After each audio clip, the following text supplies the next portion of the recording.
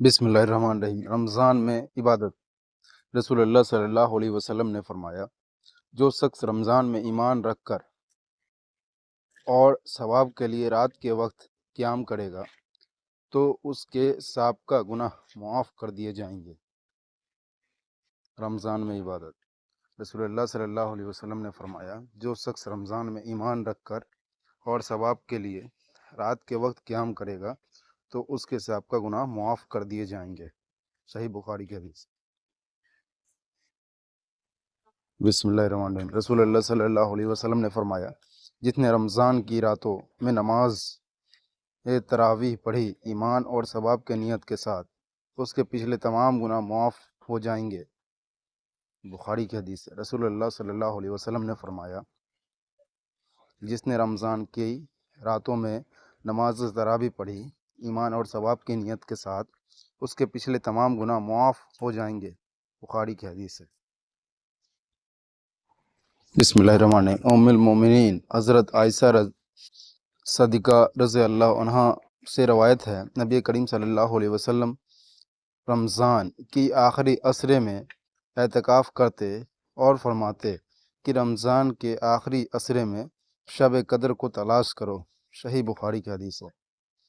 ام المومنین حضرت عائشہ صدیقہ رضی اللہ عنہا سے روایت ہے، نبی کریم صلی اللہ علیہ وسلم رمضان کے آخری عشرے میں اعتکاف کرتے اور فرماتے کہ رمضان کے آخری عشرے میں شب قدر تلاش کرو۔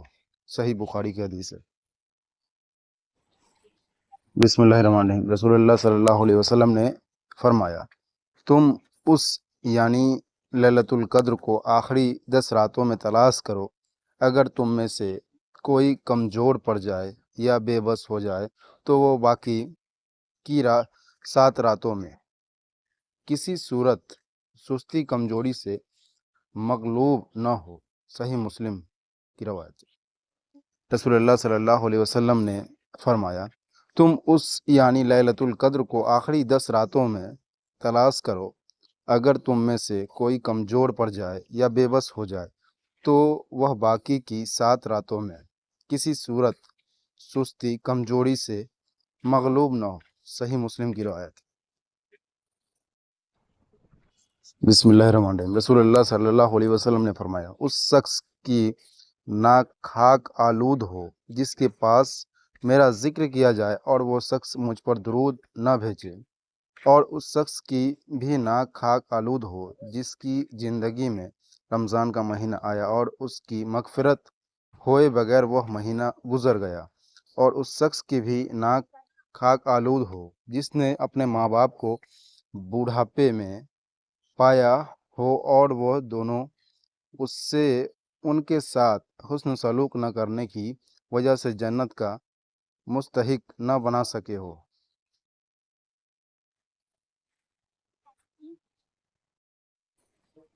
بسم اللہ الرحمن الرحیم۔